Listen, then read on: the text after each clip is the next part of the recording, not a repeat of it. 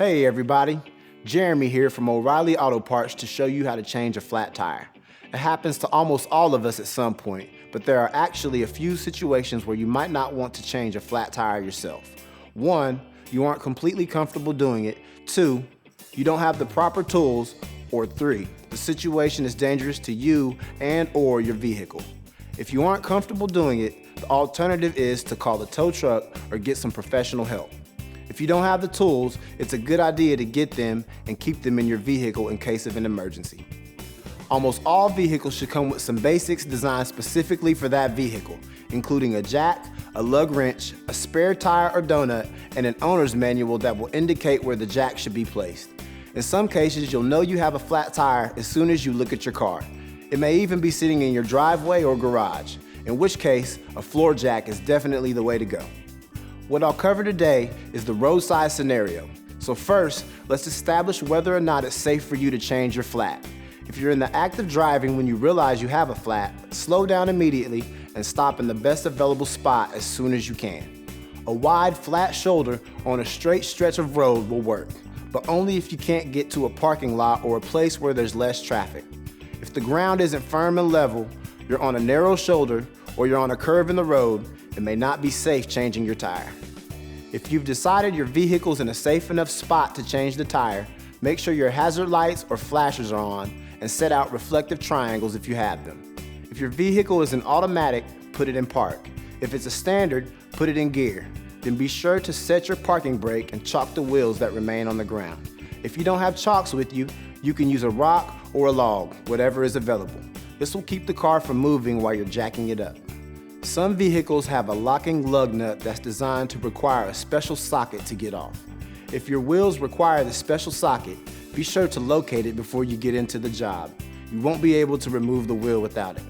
Remove the hubcap or wheel cover if you have one before raising the vehicle. Some wheel covers require you to remove plastic nuts from the actual lug nuts.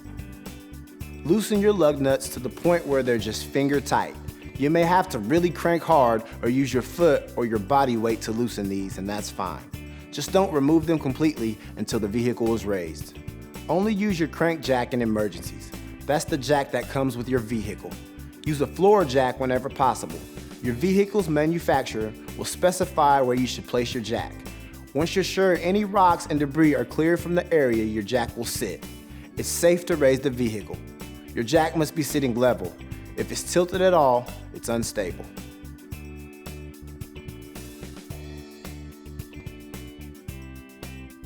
Before continuing to work, test the stability of the jack by pushing gently on the vehicle from different angles.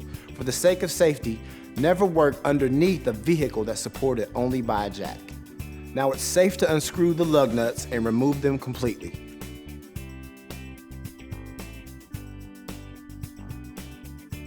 Then check the tire to make sure there's no wire exposed and pull it out gently till it's free from the hub behind it.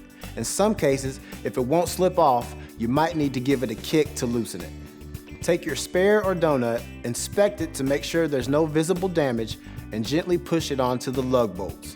Replace your lug nuts and finger tighten each one as much as possible. It's important to make sure all lug nuts are threaded in tightly enough that the wheel is seated firmly flat against the hub. Now use your jack to lower your vehicle until the spare is in contact with the ground.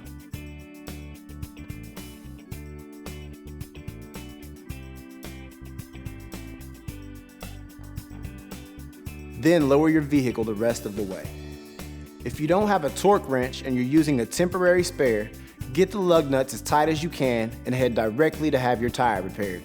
Be sure you've gathered the jack, lug wrench, wheel chocks, and hubcap and put them in your vehicle.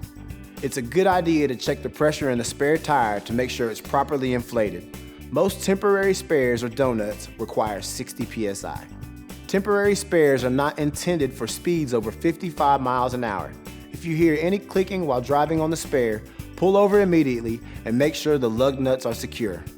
Take your flat tire to a shop for repair or replacement. Temporary spares aren't meant for extended driving, so drive carefully until you can get your tire back in place. In the event that your new or repaired tire isn't installed for you, follow the same procedure to remove the spare and replace your tire. After about 50 miles, check to make sure your lug nuts are torqued to the proper specifications. Once that's complete, you should be good to go.